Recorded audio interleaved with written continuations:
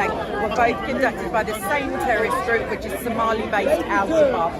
Al-Shabaab is a violent Islamic extremist organisation, I read from persecution.org. They've been operating out of Somalia since they were part of the Islamic Courts Union previous to 2006. Then in 2012 they pledged allegiance to Al-Qaeda.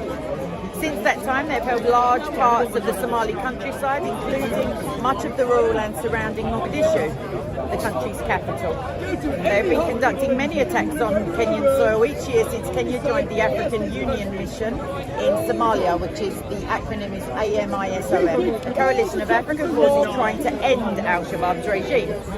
These attacks often, but not always, target Christians and are very brutal. Hundreds of people have been killed by Al-Shabaab over the past decade in Kenya, many of them executed only because of their Christian faith.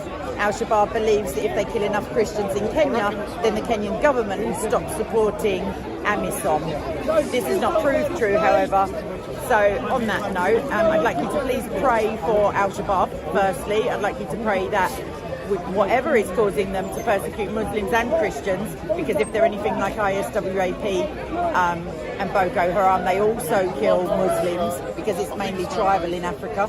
So I'd like you to pray firstly for the persecutors, please. They need to be filled with some spirit of love, or like fight not against the flesh. And then I would like you to pray, please, for the remaining Christians in Kenya and in Nigeria as well, because I just referenced ISWAP and Boko Haram. So, like I said earlier, there will be videos this week about Hindu extremism and Christian persecution, because that's my topic. So I'm not claiming that all persecution of Christians comes from Islam. It surely doesn't, because China is #1 in the world for the persecution of Muslims and Christians, any theists at all. Because the idea of God and the idea of an ultimate truth and an objective truth is dangerous to godless, atheistic or communist regimes, because they know that if people are imbued with the truth, if they have the truth in their heart, then it doesn't matter if you persecute the body necessarily. It's very difficult to stamp out an idea unless you stamp out the mind which holds the idea. So please do pray for Christians everywhere, but focus your hearts especially on Pakistan, Nigeria, Sudan, Ethiopia for sure. In July and August of this year, 500 Christians have been murdered in Ethiopia, and 4,000 Ethiopian Christians have had to basically flee their places of residence and go into internally displaced persons camps, which can then be re-attacked. So it's really desperate. But on a brighter note, Romans 8:28 tells us that all things work to the good of those who love God and are called according to his purpose.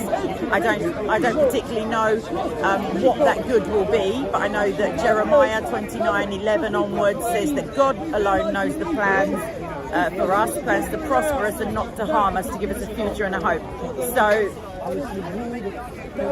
So we will be hated, as Christ said, because the world didn't understand it. The darkness does not understand the light. But that doesn't mean that you need to retreat from your faith or denounce your true beliefs, because no man should have power over your soul. There's no point in saving your body and losing your soul.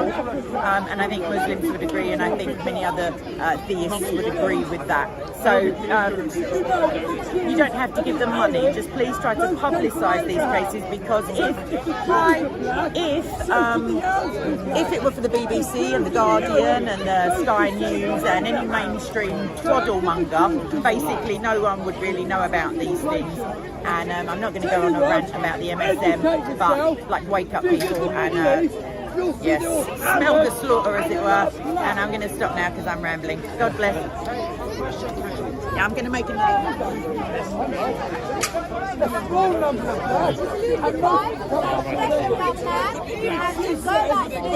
As long as I don't commit harm, cause injury, cause loss, preach the peace, I haven't committed a crime.